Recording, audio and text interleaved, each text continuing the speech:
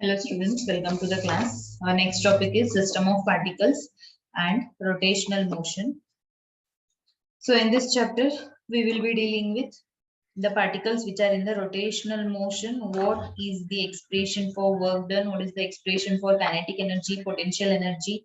So here till now we discussed about the kinetic energy as half mv square, potential energy as mgh, work done as force into displacement, and power as force into velocity. So like this the terms we have come across in this chapter. When the objects are in the rotational motion, the expression will change. So those all points we will be discussing in system of particles and the rotational motion. Okay.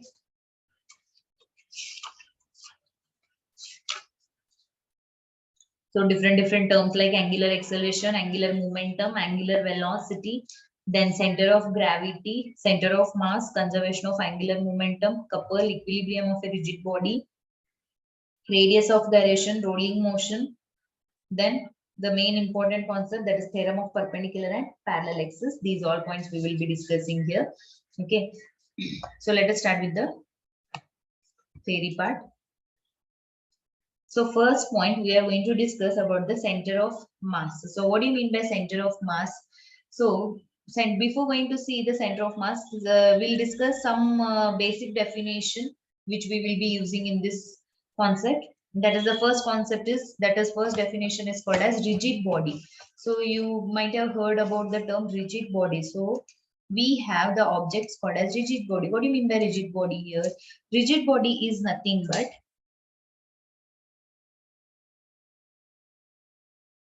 so rigid body. What do you mean by rigid body here? Rigid body is nothing but these are the bodies in which the distance between, for example, any one irregular shape you can consider. Here, the distance between the two particles, if it remains fixed, if the distance between the particles remains fixed here. Suppose if you are applying some external force also, whatever the distance between the two particles is there, it will not change. It will not change. Therefore, the distance between the particles remains fixed. The distance between the particles remains fixed. That is called as what? Rigid body here. That is called as rigid body.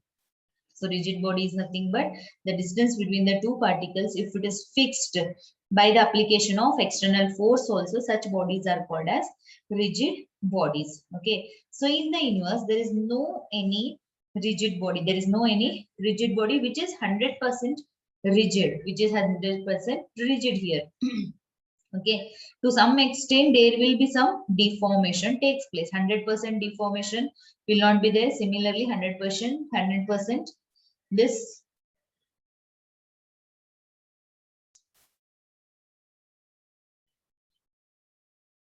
100% rigid body or 100% flexible body, both will not be there.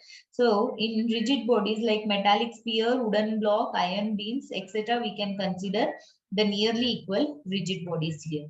Okay. Then next we will be discussing about some definition like translatory motion and rigid rotational motion. So what do you mean by translational motion? So translational motion. So what do you mean by translational motion here? Translation motion is nothing but a rigid body has translation motion if it moves on a horizontal surface in such a way that, so when it is moving on a horizontal surface, suppose if you consider any horizontal surface here, okay, like this, we will consider a horizontal surface in such a way that every particle of the rigid body has the same velocity. So when the rigid body is moving on this horizontal surface, every particle of the body is having the same velocity. That is called as what? Translational motion. That is called as translational motion. Okay, if you consider a wooden block, or not only this example, we can consider that suppose if we have a some horizontal surface or the inclined surface, when any one rigid body is sliding over this, here what happens when it is sliding, the each part of the body is moving with the same velocity. Each part of the body is moving with same velocity. That is called as what? Rigid bodies. That is called as, sorry, that is called as translational motion. That is called as translational motion. Okay. The next one more definition we have, that is called as rotational motion.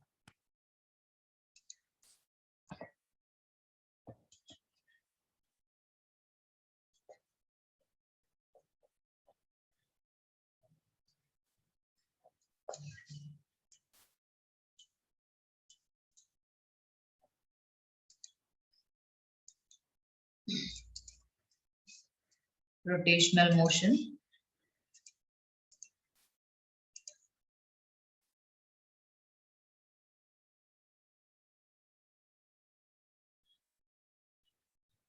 So what do you mean by rotational motion here? A rigid body has rotational motion if it rotates about a fixed point in such a way that each particle moves in a circle with its center on the axis of rotation. Means here, suppose if you consider some rigid body here, this is fixed with this axis. It is fixed with its axis.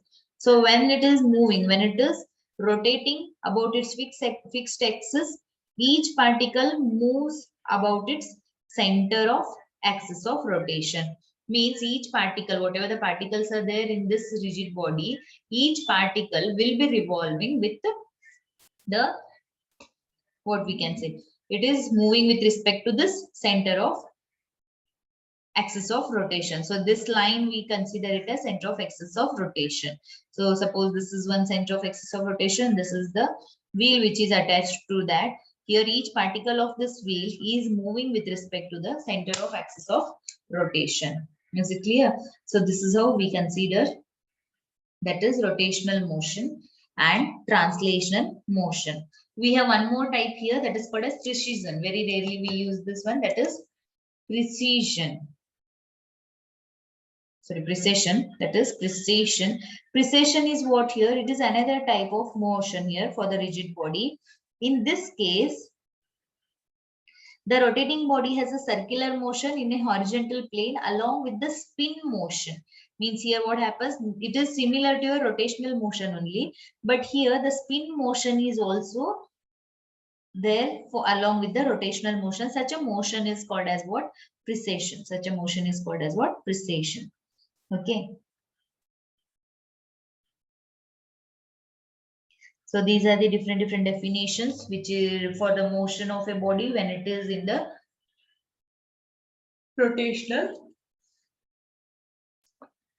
motion. Then next, let us discuss about the center of mass concept, which is very important in this chapter. So center of mass, what do you mean by center of mass here? Center of mass is nothing but, if you consider a system of particles.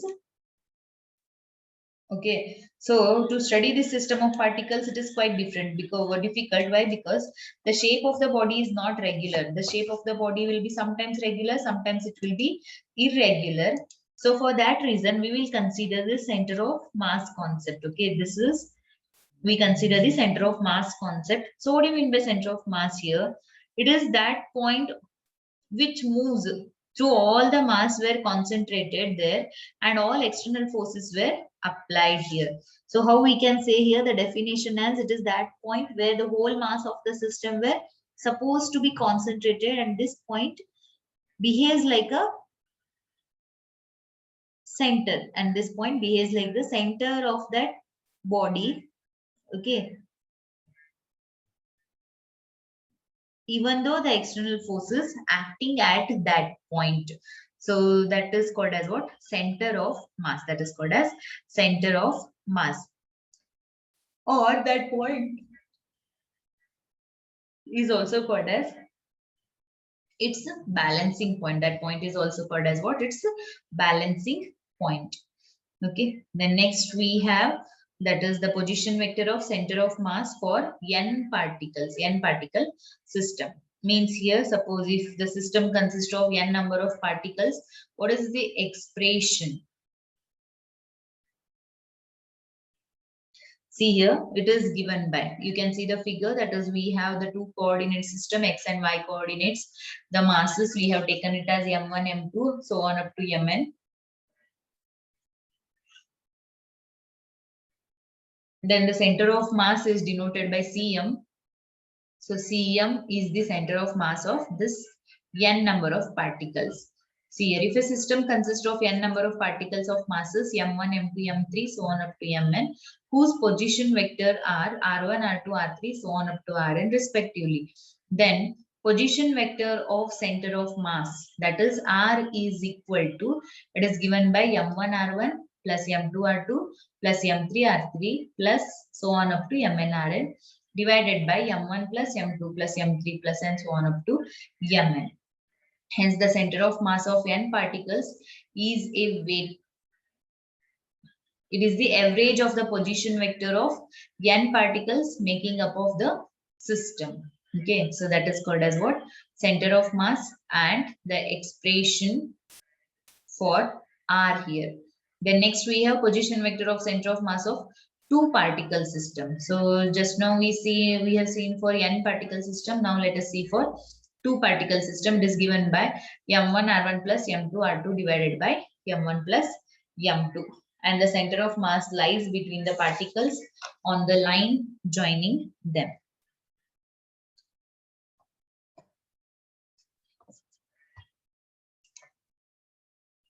So next. So here we have the different types of shapes of bodies, where we will see the position of center of mass. The position of center of mass will vary from different shape of the body. Here we can see that for uniform hollow sphere, here the position of center of mass is at the center of the sphere. So when it is uniform, there is no doubt it will be at the center only. Here we can see for a uniform hollow sphere, it is at center of the sphere. For uniform solid sphere, it is at the center of the sphere. Next, uniform circular sphere, it is at the center of the ring. Uniform circular disc, it is at the center of the disc. Uniform rod, it is at the center of the rod. Then we have a plane lamina. Also, plane lamina, it may be a rectangle, square, or a parallelogram. It is point of intersection of diagonals. It will be given at the point of intersection of the diagonals. Okay. Then next, triangular plane lamina. So for triangular plane lamina, it is at the point of intersection of medians. Then next we have rectangular or a cubical block. For that, it is point of intersection of diagonals. Then hollow cylinder, it is the middle point of the axis of cylinder. Then for solid angle cylinder, it is the middle point of the axis of cylinder. Then for a cone or a pyramid, on the axis of the cone, at the point of distance 3h by 4 from the vertex, where h is the height of the cone. So this is how we will write the position of center of mass of a body. We need to remember these points, because in questions we may get such type of question where the center of the mass lies for a respective body. If it is uniform shape, then no doubt it will be at the center. If it is square, rectangle, parallelogram, it is at the point of intersection of the diagonal. Then triangular, it is at the median.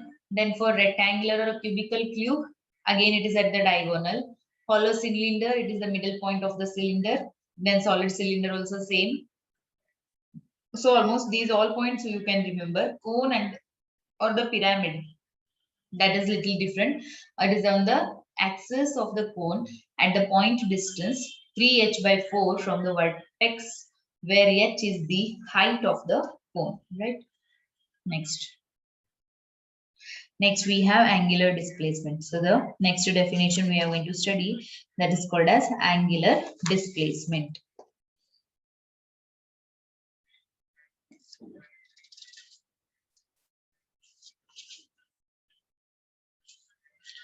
So what do you mean by angular displacement? Already we know displacement. Displacement is what? It is the shortest distance between the initial point and the final point. Here angular displacement defines when the body is in a circular motion. When the body is in a circular motion, we come across the angular displacement term. Here angular displacement is what? The change in the angle takes place. You can see in the figure the body which is moving in a circular path. The angle subtended at the center, it will change. It will go on changing when it is in the rotational motion. So that is called as what? Angular displacement. That is called as what? Angular displacement here. Okay, then this angular displacement is given by, it is linear displacement divided by radius, divided by the radius. So for displacement, the unit is meter. Here as the angle is changing, therefore the unit we take it as radian. Unit is radian. Then the dimension is given by m raised to 0, l raised to 0, t raised to 0, because here the angle we are taking, it is not the length measurement. Then next, the vector form of this angular displacement is given by S is equal to theta cross r. S is equal to theta cross r. It is a vector quantity. Okay. Next, angular displacement is a vector quantity whose direction is given by right hand rule. It is given by the right hand rule. It is also known as axial vector. Okay. It is also known as what? Axial vector. Then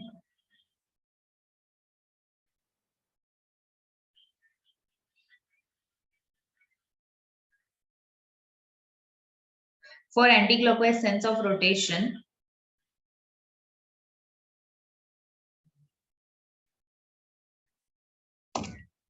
rotation direction of theta is perpendicular to the plane outward and along the axis of rotation, and vice versa, okay, this is regarding the angular displacement. Here we have one conversion, that is 2 pi is equal to 2 pi radian is equal to, it is 360 degree. That is nothing but 1 revolution. So 2 pi we take it as what? 1 revolution here. If a body rotates about a fixed axis, then all the particles will have same angular displacement. If a body is rotating in a about a fixed axis, then all the particles will have same angular displacement. Okay. Although linear displacement will differ from the particle to particle in accordance with the distance of the particle from the axis of rotation. Right. So this is regarding the angular displacement. Then next, let us see. Next definition is angular velocity. So when we know angular displacement, similarly we can define angular velocity also. Angular velocity is nothing but the angular displacement per unit time. We take it as angular velocity. Like the expression for angular velocity: if a particle moves from P to Q, you can see the figure from P to Q. If the object is moving in the time interval of dt, in the time interval of delta t, then here omega can be written as, that is angular velocity can be written as delta theta into delta t divided by delta t, where delta theta is the angular displacement, delta t is what? Time here. Then similarly, angular velocity is given by omega, that is equal to limit of delta theta divided by delta t, and that is given by d theta divided by dt. Right. Then next, this angular velocity can also be written as, so d theta is nothing but what? Change in the angle. Change in the angle can be written as theta 2 minus theta 1 divided by t2 minus t1, and the unit is taken as radian per second. Unit is taken as radian per second. Okay. This is the unit of angular velocity. Linear velocity is written as rate of change of displacement. Here the rate of change of angular displacement. There the unit is meter per second. Here the unit is radian per second. And the dimensional formula is m raised to 0, l raised to 0, t raised to minus 1. So which is same as that of what? Frequency. Which is same as that of frequency. Here we have the vector form of this. We can say it as a vector form, or we can say it as the relation between linear velocity and the angular velocity. How the expression is written, see that. Linear velocity v is equal to, it is omega cross r. It is omega cross r. That is the relation between linear velocity and angular velocity, or we can also say that it is the vector form of angular velocity expression in terms of linear velocity, right? As omega is the axial vector whose direction is normal to the rotational plane and its direction is given by right hand screw rule. Its direction is given by what? Right hand screw rule. So omega is equal to, it can be written as 2 pi divided by t. The 1 by t is nothing but what? Reciprocal of time period is called as frequency. Reciprocal of time period is called as what? Frequency. Therefore, it is given by 2 pi into n. T is the time period. Next, n is the frequency. The magnitude of an angular velocity is called the angular speed, which is also represented by omega. The angular velocity, the magnitude of angular velocity is called angular speed, which is also represented by what? Omega, which is also represented by omega here. Right? Omega is equal to, it is 2 pi divided by t. So these points are important, whatever we have discussed in this slide, right? Then next.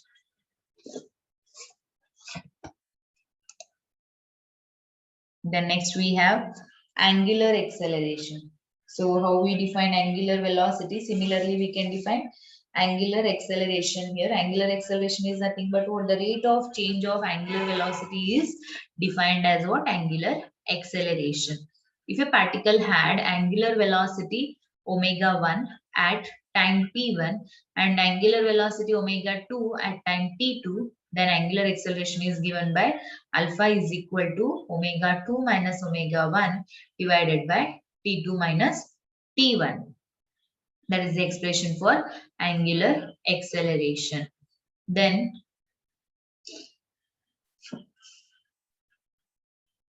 the unit of this angular acceleration is radian per second square. Similarly, we can write the expression for instantaneous angular acceleration, that is given by alpha is equal to limit of delta t tends to 0, that is equal to d omega by dt. Omega is d theta by dt. Therefore, we can also write it as d square theta divided by dt square. That is the expression for angular acceleration, instantaneous angular acceleration. Here the dimensional formula is given by m raised to 0, l raised to 0, t raised to minus 2. If alpha is equal to 0, then circular or rotational motion is said to be uniform. It is said to be what? Uniform here.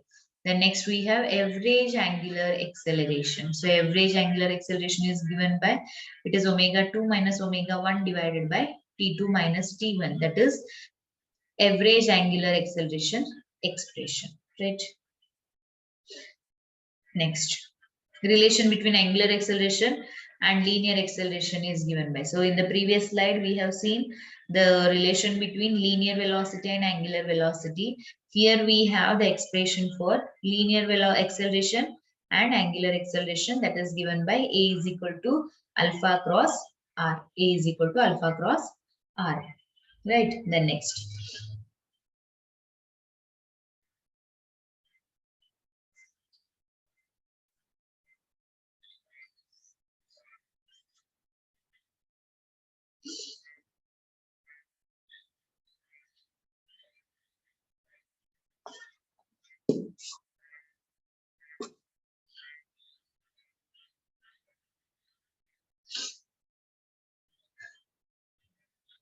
It is an axial vector whose direction is along the change in direction of angular velocity, that is normal to the rotational plane, outward or inward along the axis of rotation. So this is how we can write the expression for what?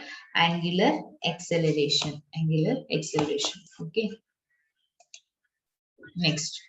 Next we have, that is the one side we have written here linear motion expressions and one side it is rotational motion expression, so that we will get a clear idea what is the difference between the linear motion and the rotational motion expressions. See here, the first one, if linear acceleration is equal to 0, then we say that the initial velocity is constant or the velocity is constant and distance is given by u into t.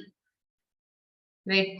Then rotational motion. In case of rotational motion, if angular acceleration is 0, if angular acceleration is 0, here we say that angular velocity is constant, then the expression is given by theta is equal to omega t.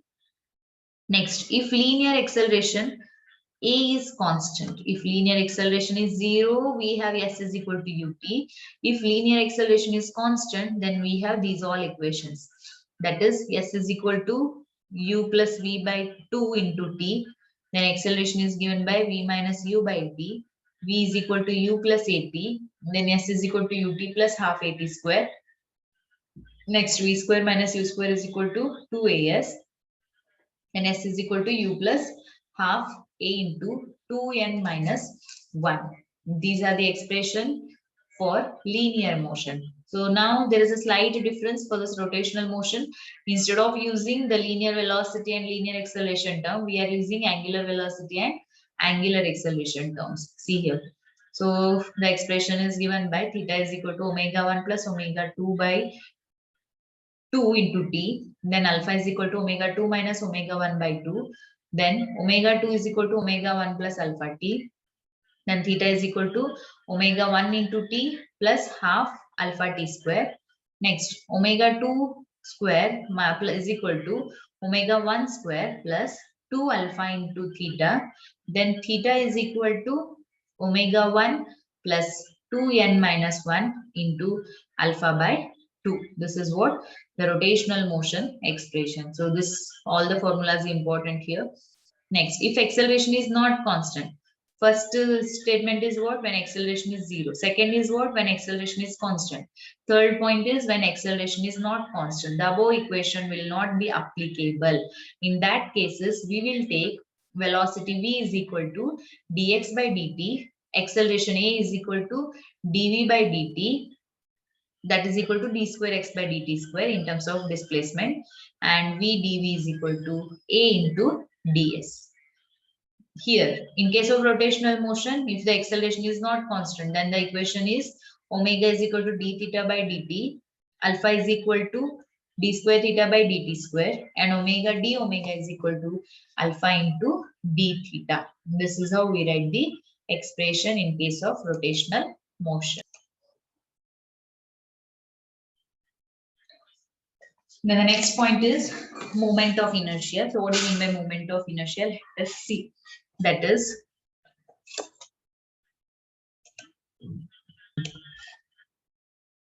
moment of inertia plays the same role in rotational motion as mass plays in linear motion. So in case of linear motion, we are more concerned about the mass of the body. Here, in case of rotational motion, moment of inertia plays most important role here. Okay, so when the external force is applied on a body, the body will get accelerated, right? The body has translational motion. When it gets accelerated, it has translational motion. Similarly, when the bodies are in rotational motion, when a force is applied on the body at a certain distance from the axis of rotation of the body, here the moment of inertia is given by, the moment of inertia is written as you can see here.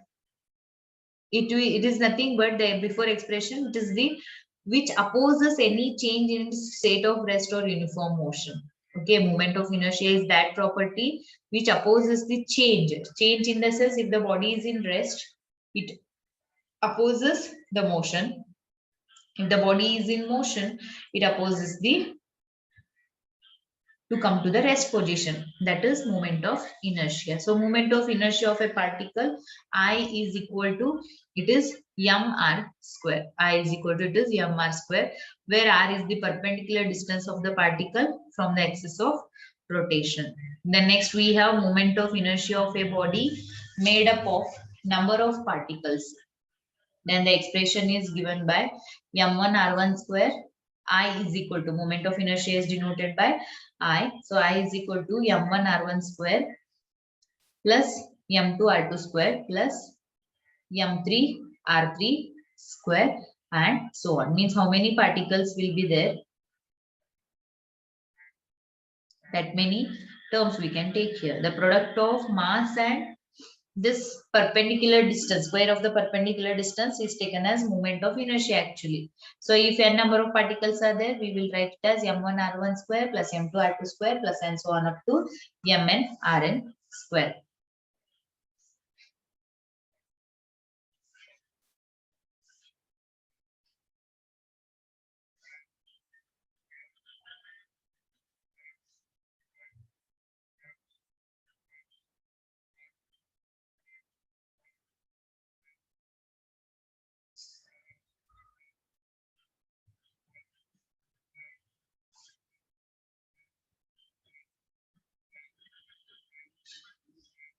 Next, moment of inertia of a continuous distribution of mass, it is given by di is equal to dmr square, where I is equal to what it is, m into r square, or we can also write it as dm into r square. Okay, so this is how we write the expression for moment of inertia of a body. Next, the dimension for moment of inertia of a body, it is given by, that is m l raised to 2 t raised to 0. M l raised to 2 t raised to 0 is the expression for what? That is moment of inertia. That is moment of inertia, right? The unit for moment of inertia is given by kg meter square. It is given by kg meter square. The moment of inertia depends on the mass. It depends on the distribution of mass and on the position of axis of rotation. So these are the factors which is affecting the moment of inertia of the body. Then the next point, we have the radius of gyration. The radius of gyration of a body about a given axis is the perpendicular distance of a point from the axis. Okay, radius of gyration is defined as what? It is the perpendicular distance of a point from the axis, where if whole mass of the body were concentrated, the body shall have the same moment of inertia as it has with the actual distribution of mass. Okay, then when this moment of radius of gyration is multiplied by the mass of the body, it is given by m into k square, or we can write, so here this expression, that is I is equal to m k square, it is what? The moment of inertia, mass and the radius of gyration relation. Okay, so this equation we can rearrange and we can write it as k is equal to under root of I divided by m. Here k is called radius of gyration. Then the expression for k is given by k is equal to under root of r1 square plus r2 square plus and so on up to rn square divided by n. Hence, radius of gyration of a body about a given axis is equal t distance of the constituent particles of the body from the given mass. See here we have the factors which is affecting the radius of gyration. It depends on the shape and size of the body. It depends on the position and configuration of the axis of rotation. Then distribution of mass of the body with respect to the axis of rotation. So these are the factors which affects the radius of gyration. Then next, radius of gyration, it does not depend on the mass of the body. You can see here the expression for radius of gyration is given by what? It is k is equal to under root of r1 square plus r2 square plus and so on up to rn square by n. Okay, here the mass term is not there, therefore we can say that the radius of gyration, it does not depend on the mass of the body. Then the dimension of this radius of gyration is given by m raised to 0, l raised to 1, t raised to 0, right? So this is regarding the radius of gyration. Then the SI unit of radius of gyration is given by, it is meter. It is given as it is meter. The significance of radius of gyration. Through this concept, a real body is replaced by a point mass for dealing its rotational motion. So what is the significance of this radius of gyration here? The significance is the real body mass, we consider it as a point mass. We consider it as a point mass by using the radius of gyration concept. The unit of radius of gyration is meter. It is meter. Okay, then next. In case of a disk rotating about an axis through its center of mass, which is perpendicular to its plane. It is given by k is equal to root of 1 divided by m. Root of 1 divided by m. So substitute the value. Then we have the radius of gyration k in terms of the distance, that is given by r is equal to, sorry, r divided by root 2. Instead of disk, we can assume it as a point mass of m at a distance of r divided by root 2 from the axis of rotation for dealing the rotational motion of the disk. Okay. Next. Next, we have the two most important theorems, that is theorem of parallel and perpendicular axis. See here, that is given by the moment of inertia, the parallel axis theorem. You can see the rigid body, the two parallel lines. One is the axis of rotation. One more line, we are taking it at the as a tangent. The perpendicular distance between these two lines, we have taken it as A. Okay. Then moment of inertia of a body about a given axis, I is equal. I is equal to the sum of moment of inertia of the body about an axis which is parallel to given axis and passing through the center of mass of the body. Here, m is the mass of the body, a is the perpendicular distance between them. Then, according to the theorem of parallel axis, we can write the expression as I is equal to Ig plus m into a square. Ig is what? That is moment of inertia about the center. M is mass, a is the perpendicular distance. This is what theorem of parallel axis theorem. Here we can see, again we can substitute the value of Ig. The Ig value is written as half mr square. Now, if you simplify this, half mr square plus mr square is given by 3 by 2 mr square. 3 by 2 m into r square. Then we have the theorem of perpendicular axis. Theorem of perpendicular axis is defined as, according to this theorem, the sum of the moment of inertia of a plane lamina about two mutually perpendicular axes which is lying in its plane, it is equal to its moment of inertia about an axis which is perpendicular to the plane of lamina and passing through the point of intersection of first two axes. Then here the theorem of perpendicular axis is given by, it is Iz is equal to Ix plus Iy. So here we have the example, moment of inertia of a disk about an axis of center of mass and the perpendicular axis plane is given by half mr square. Then the distance of the plane axis. You can see here the distance of the plane axis. We can write it as Id is equal to 1 by 4 m into r square. Next. So next point, we have the moment of inertia of two point masses about their center of mass. If you consider m1 and m2 be the two masses at a distance of r from each other, then the r1 is from the center, the distance to m1 particle, r2 is the distance for the m2 particle.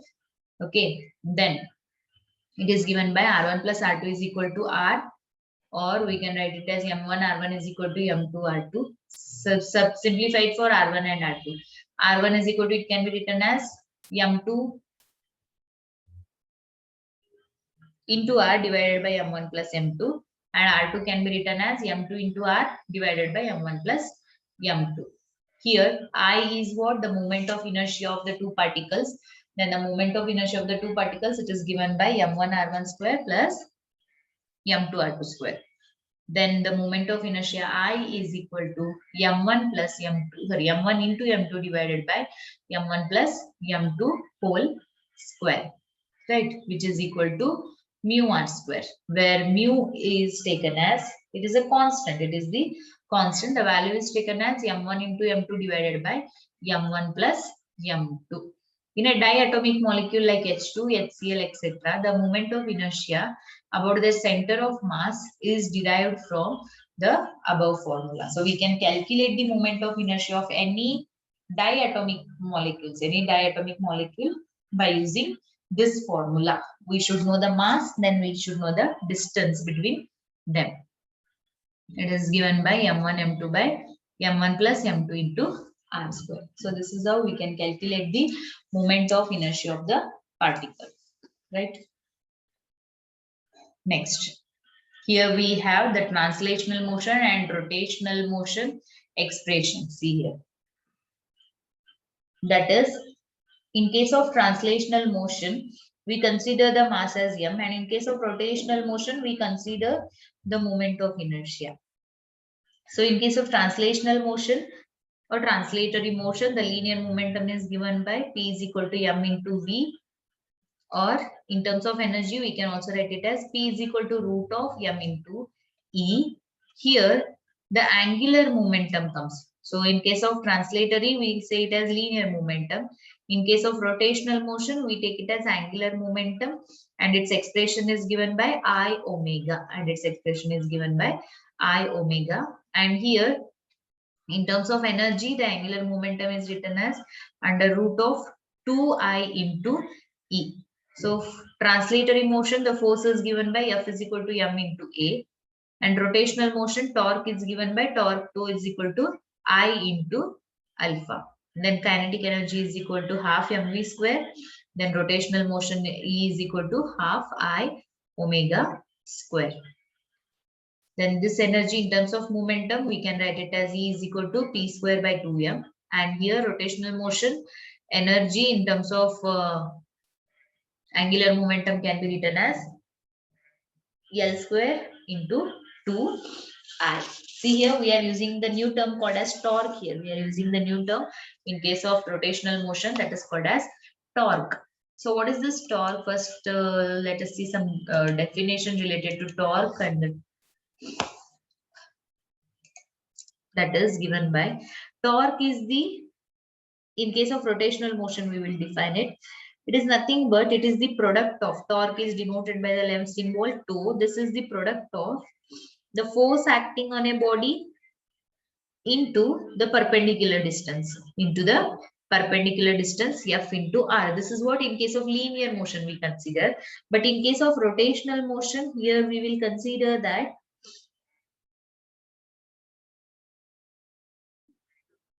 here it is Fr. We can also write it as it is a dot product. We can write it as Fr sin theta. We write it as Fr sin theta, right?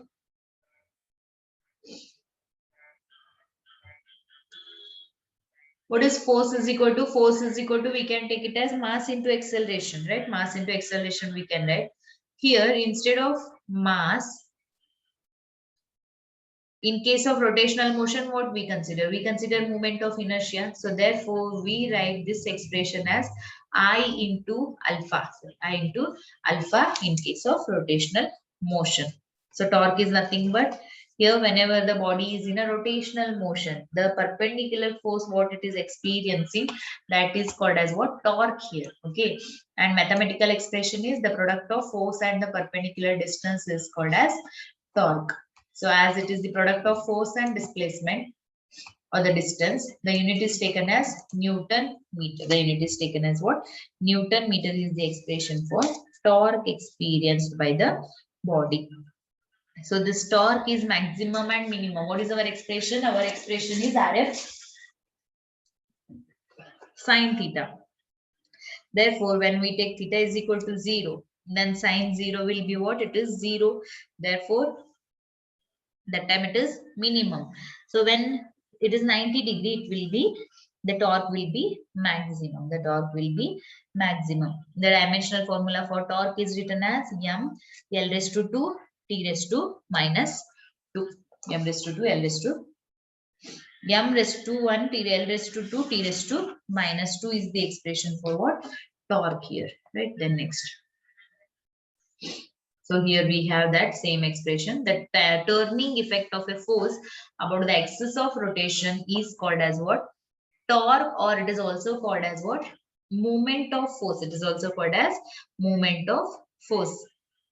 Here, if the particle is rotating in xy plane about the origin under the effect of force, and at any instant the position vector of the particle is r, then torque 2 is equal to r cross f, and the expression is also written as rf sine into pi, where pi is the angle between the direction of r and f. Here pi is the angle between the direction of r and f.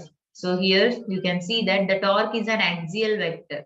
So torque is an axial vector, that is its direction is always perpendicular to the plane which is containing vector r and f in accordance with right hand screw rule. So for a given figure, you can see the given figure, the rotation is anti-clockwise, so the direction of torque is perpendicular to the plane and outward through the axis of rotation. Then this is regarding the torque. Then next we have the couple. What do you mean by couple here? Couple is defined as the combination of two equal but oppositely directed force not acting along the same line, which is not acting along the same line, is called as what? Couple here.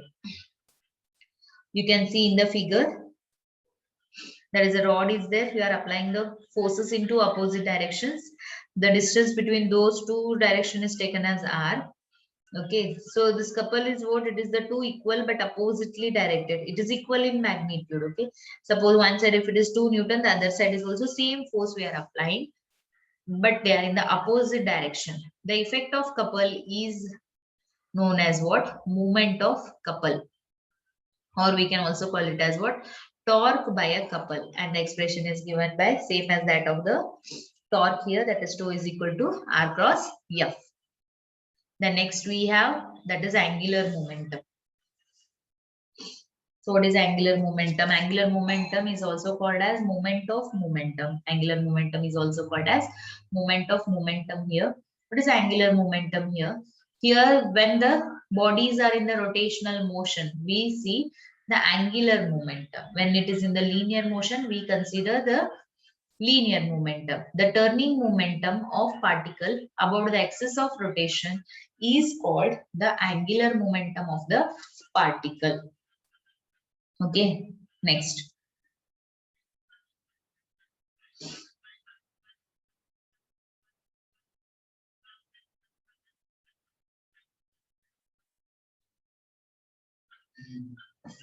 The turning momentum of particle about the axis of rotation is taken as angular momentum. The moment of linear momentum of a body is also called as what? Angular momentum. So in simple words, we call it as what? Moment of linear momentum is also called as what? Angular momentum. Then next.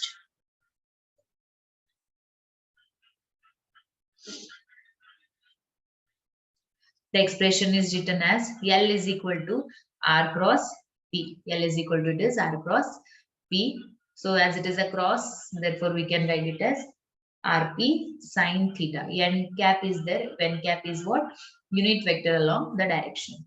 Then angular momentum is also an axial vector that is always directed perpendicular to the plane of rotation and along the axis of rotation. The SI unit is given by kg meter square per second. Kg meter square per second is the SI unit of the angular momentum.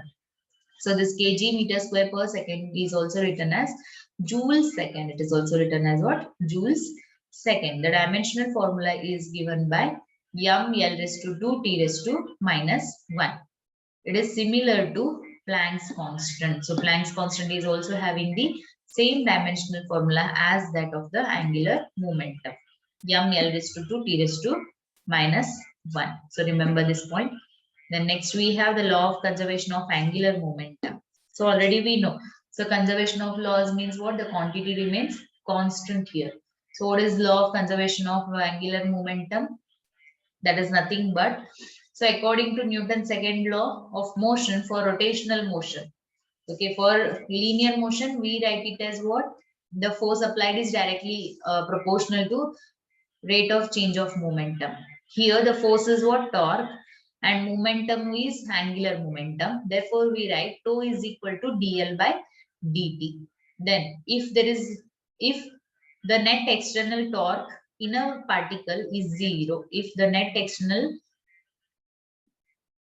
torque is in a particle is 0, then dl by dt is equal to what? 0. Then dl by dt can be written as 0, right? Next. If L is equal to L1 plus L2 plus L3, so on up to, it is constant when there is no external forces acting on a body. Therefore, here we can write it as, see, what is the expression? dl by dt is equal to 0. So when we are writing dl by dt is equal to 0, we say that L is what? Constant. L is constant. Therefore, we know that L is what? It is I into omega. It is I into omega. That is moment of inertia into angular velocity. So when L is constant, we say that tau is equal to 0. We say that tau is equal to 0. So when L is constant, we can also write it as I omega is also constant. That is I is proportional to 1 upon omega. I is proportional to what? 1 upon omega. Or we can also say that I is inversely proportional to angular velocity. The meaning is what? The moment of inertia is inversely proportional to angular velocity here. Means if the angular mass is more, sorry, moment of inertia is more, the angular velocity value will be less. Or vice versa it is.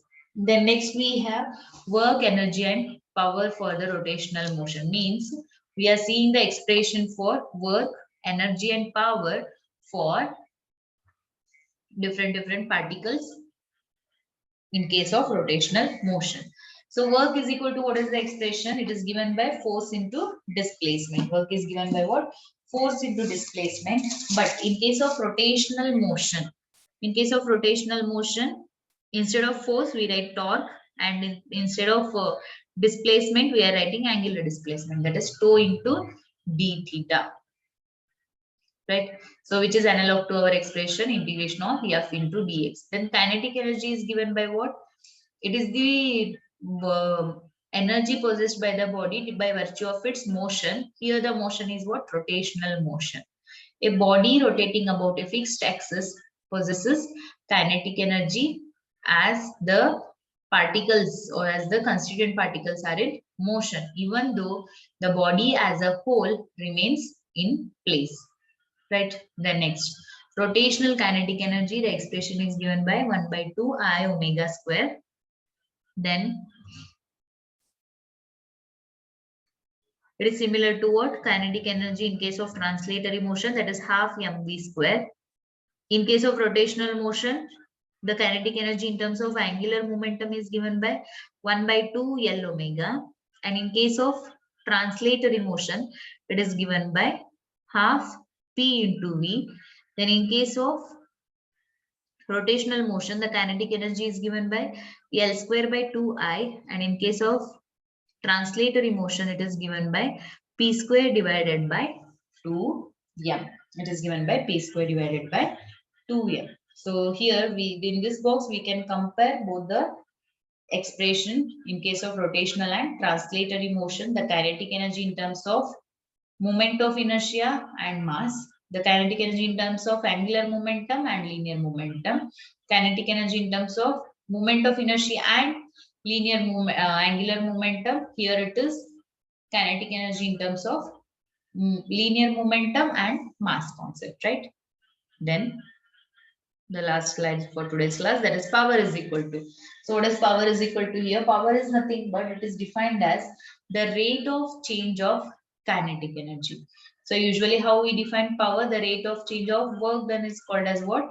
Power. So in case of rotational motion, we are defining in terms of kinetic energy, right? So that is given by, just now we have seen the expression for kinetic energy in case of rotational motion, it is given by 1 by 2 I omega square. So I am writing 1 by 2 I omega square. So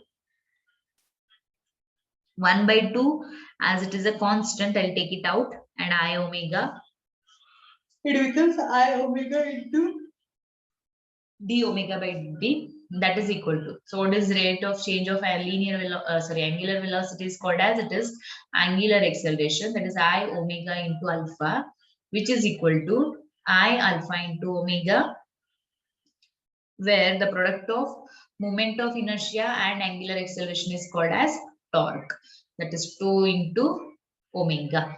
So in a vector form, it can be written as the power is equal to 2 into omega, right? So in case of translatory motion, we have, that is force into velocity. Here it is torque into angular velocity. So these are the expression for energy, work and power in case of rotational motion. So this chapter consists of more formulas. We need to remember all the formulas here, right? So if the linear motion or the translatory motion formulas are,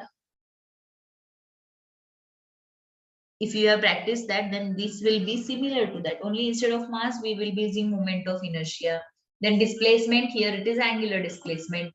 Velocity, angular velocity. Like that, the similarities are there. Like in that way, we can remember the things. Okay. Then next we have slipping, spinning, and rolling. So what is the difference between slipping, spinning, and rolling? Let us see. So first, when we have slipping, when the body slides on a surface without rotation, when a body slides on a surface without rotation, is called as what? Slipping motion. It is called as slipping motion. So that time the friction between the body and the surface is equal to 0. The body possesses only translatory kinetic energy, and that is given by half mv square. So the example is, that is the motion of a ball on a frictionless surface. Motion of the ball on a frictionless surface is taken as the example for slipping. Then next, spinning. So when a body rotates in such a manner that the axis of rotation, it will move, and then its motion is called as what? Spinning. You can see in this figure. Okay. So that nowadays many people are using that spinning rule. So that is the example for the spinning here. Here what happens, about the axis it will rotate. The body will rotate about its axis. That motion is called as spinning. Okay. Here the condition is what? The axis of rotation is fixed here. Next, the motion of a blades of a fan is an example for spinning. Here, in case of spinning, the body possesses only the rotatory kinetic energy, that is given by half I omega square. Then the expression is given by half mk square into v square by r square. That is half mv square into bracket k square divided by r square is the expression for spinning, right? Then one more definition we will see. What is rolling here? Rolling is what here? In case of rotational motion of a body, if about the axis of rotation also moves, the motion is called translatory and rotatory. See, the example is what? Motion of a wheel of cycle on a road is the example for what? Rolling.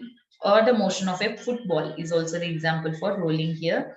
Here the condition is what? The force is not equal to 0. Then the kinetic energy is both the translatory and the rotationally motion kinetic energy we will consider. That is half mv square plus half I omega square. We can substitute the value of I omega square, and we can simplify the expression for kinetic energy for the rolling motion as half mv square into bracket 1 plus k square divided by r square. 1 plus k square divided by r square is the expression for rolling of a body in case of kinetic energy. Okay. So the next concept we will discuss in the next class. Thank you.